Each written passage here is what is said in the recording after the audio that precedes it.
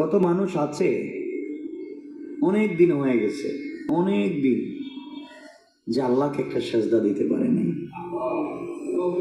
আছে না?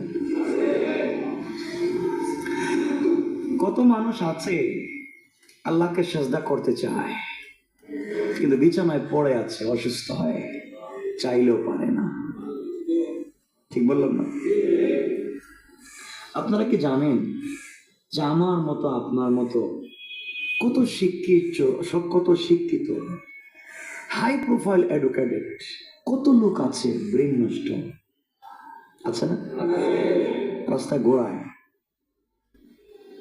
তার লাইফ কন্ডিশন, ফ্যামিলি কন্ডিশন অনেক ভালো, পড়ালেখা করেছে, এমফিল করেছে, মাস্টার্স করেছে, MA করেছে, PhD করেছে, BCS ক্যাডার, বিশ্বের যে কোনো রাষ্ট্রে পড়ালেখা করেছে, অথবা কোনো জায়গার প্রফেসর ছিল, কিন্তু আজকে সে পাগল, আছে না? আপনারা কি জানেন যে আমাদের আত্মীয় স্বজন, বন্ধু বান্ধব, ঢাকা শহর অনেক লোক আছে, অনেক টাকার মালিক, অনেক টাকা, তার ব্রেইনে কাজ করে না, আছে না? এই লোকগুলা চাইলেও আজকে একটা সেজদা দিতে পারলো না, পারবে না। আল্লাহ আমাদেরকে নিয়ে এসেছেন, আমরা আল্লাহকে বলবো, আল্লাহ মসজিদে নামাজ না পড়া পর্যন্ত আমাদের মত দিও না। আমিন বলেন। আপনারা কি জানেন যে আমাদের বাংলাদেশে একজন বিশিষ্ট শিল্পপতি ছিলেন, নুরুল ইসলাম বাবুল? জানেন না? যমুনার মালিক ছিল, টাকা কম ছিল? সবাই বলেন অনেক টাকা ছিল না? আপনারা জানেন নোয়াখালীর পার্টেক্সের মালিক ছিল, অনেক টাকার মালিক ছিল না? MP ছিল। আচ্ছা, আমি বাবুল সাহেবের কথা বলছি, ওনাকে যে গুরুস্থানে কবর দেওয়া হয়েছে, আপনারা জানেন যে ওর কবরের মাটিগুলো সরে যাচ্ছে, কেউ দেখতে যায় না। এর অর্থ হলো আপনি মরে গিয়েছেন, আপনার প্রয়োজন নাই।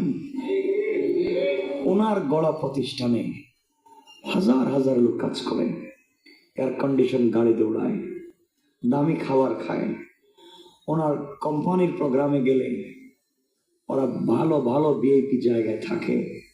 আজকে সব আছে ওনার, সব আছে, কিন্তু সব মাটির উপরে, আর উনি একা একা মাটির নিচে। কথা বলে, ওনার টাকা আজকে ওনাকে বাঁচাতে পারলো না, ওনার টাকা ওনাকে কবরে সাপোর্ট দিতে পারলো না। ওনার এত বন্ধু বান্ধব ছিল,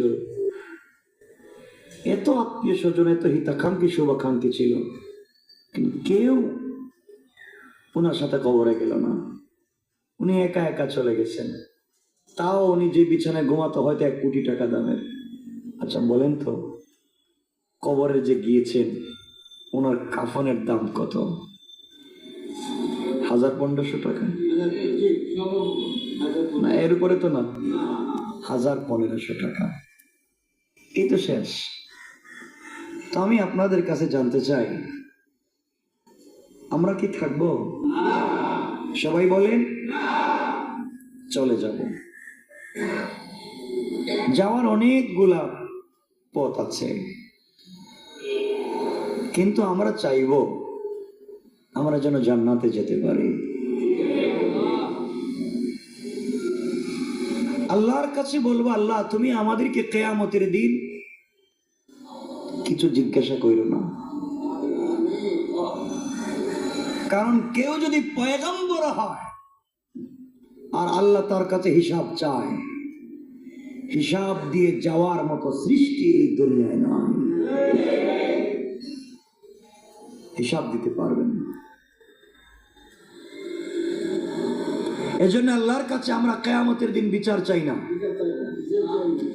যে আল্লাহ আমাদের বিচার করে জান্নাত চাই না, আল্লাহর কাছে ইনসাফ চাই না, ইহসান চাই, ইহসান ইনসাফ চাই না। আল্লাহ তোমার কাছে কিয়ামতের দিন ইনসাফের বিচার চাই না, তোমার কাছে চাই ইহসান, দয়া।